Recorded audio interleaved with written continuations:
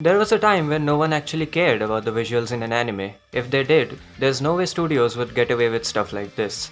Fast forward to the 2020s and everyone and their grandmother cares about the animation and the studio behind a project. Personally, I believe that to be a good thing. Animators work hard and deserve the recognition. There's only one problem. Just like everything else in the history of everything, most people have absolutely no clue what they're talking about. So here's my effort to help you learn some stuff that you probably didn't know unless you actually looked into the topic of animation yourself. Keep in mind this video is not supposed to be condescending, it's supposed to be informative. Now what do I know? Am I an animator? Do I have education or experience under my belt? No. I'm just someone really interested in the art of Japanese animation, and I try to do a bit of animation myself over on my animation channel, which gets a lot more views. Subscribe to this channel. Come on, why not? And with all that out of the way, let's get started.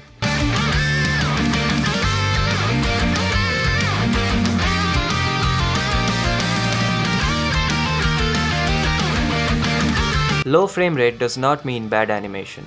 If anything, it's the opposite. Now, to be fair, not many people are of the counter opinion. Rarely do I see people complaining about the frame rate unless it's something that's an actual cause for concern. Anime is done in 24 FPS, however, scenes are mostly done on 2s or 3s. 2s would mean 2 of one drawing or the same drawing for 2 frames, making the effective frame rate 12 or 8 in case of 3s. Very rarely is a scene done on 1s or a perfect 24 FPS. It's not that it's that difficult to do for a scene or two per episode, especially for higher budget shows. It's not done because in most cases, it's not needed. Scenes may be intentionally choppy or be a relatively decent frame rate but have little difference between each frame for a strong build-up and release effect.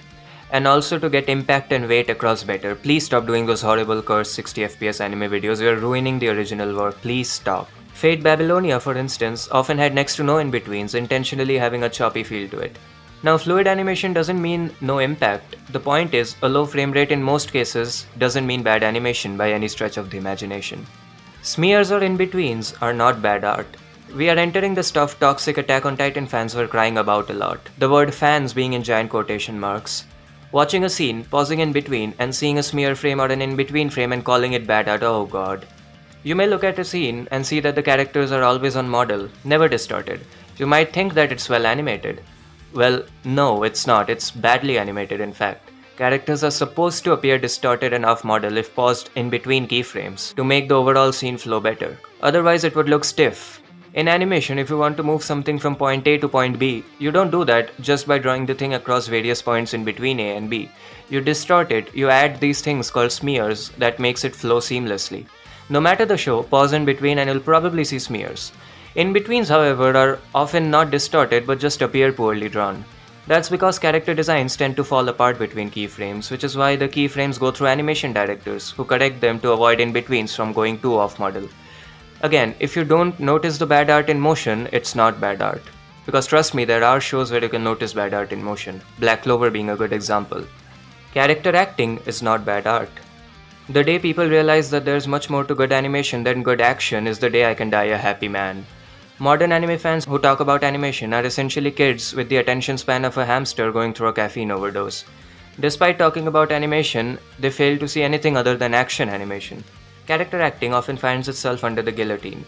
Full disclosure, I don't watch Boruto, but this is phenomenal animation and needs to be appreciated a lot more. It's better animated than most flashy action scenes the series has to offer.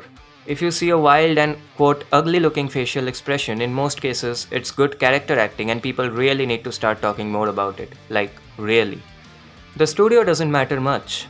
The anime industry is a peculiar one. Unless it's studios like Ufotable and Kyoto Animation who have a lot of in-house talent, most shows are largely made by contracting freelancers. Of course, the studio isn't entirely irrelevant. Generally, a studio has their set of directors, production staff who organize everything, and sometimes a CGI team as well. The influence of the studio also dictates how favorable of a schedule they'll receive. Unless they're MAPPA, of course. But the actual pen-on-paper animation barely has anything to do with the studio except for the rare cases such as Kyoto Animation and Ufotable. You may look at this scene and think to yourself how well animated this is and how good Madhouse is. Then you might look at this scene and wonder how well animated this is and how good Studio Wit is. Who's better then, Wit or Madhouse? In reality, it doesn't matter because both these scenes were animated by the same guy, freelancer Arifumi Imai. Again, studios aren't entirely irrelevant either, but it's better if the credit goes to the actual talent and animators. How do you find out who animated what? Just use. 作画ボル Budget doesn't matter much. This is the more toxic version of the last point. Budget really doesn't matter. Firstly, anime already works on a very low budget compared to any other form of episodic entertainment. On top of that, animators are paid on a per cut basis. Unless they're a star animator, whether their cut is mediocre or top tier, they'll probably be paid the same. More budget means more frames that can be drawn. How good each frame looks barely matters.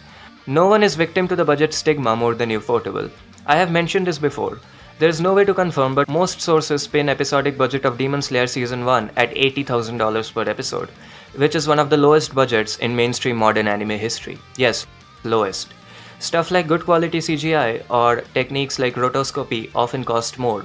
Also, the more outsourcing done means more money spent. If a studio wants to outsource the CGI to a different studio, they'll be charged the cost the contracted studio has to spend, plus more because they need to make a profit.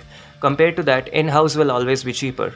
Ufotable is almost always entirely in-house, keeping costs to a minimum. CGI is not bad. The common mindset is to treat even the best looking CGI as a handicap for the show. Basically, the norm is to treat CGI as inherently a bad thing. The better quality the CGI, the less bad of a thing it is, but it's still always bad. That's the common mindset, and it is wrong. You can be all the 2D connoisseur elitist old head you want, but 3D is an indisposable part of anime and it's here to stay. I understand the fears that we might get to a point where anime is significantly more 3D than 2D, but I say that's not happening anytime soon. As I said in the previous segment, CGI is actually more expensive and anime doesn't have a particularly high budget generally speaking. CGI is not used to save money, it is used to save time. That's why the occasional CGI is commonplace, but I doubt some far-reaching 3D revolution is going to happen anytime soon. Maybe if Netflix does something. Okay. So that was that. I find it good that the people who actually work to make your favorite shows happen, at least to some degree, are receiving the recognition they deserve. But at the same time, a lot of misinformation and uneducated guesses go around regarding animation. Subscribe to the channel and like the video if you enjoyed. Follow my socials and animation channels, all links in the description, and until next time.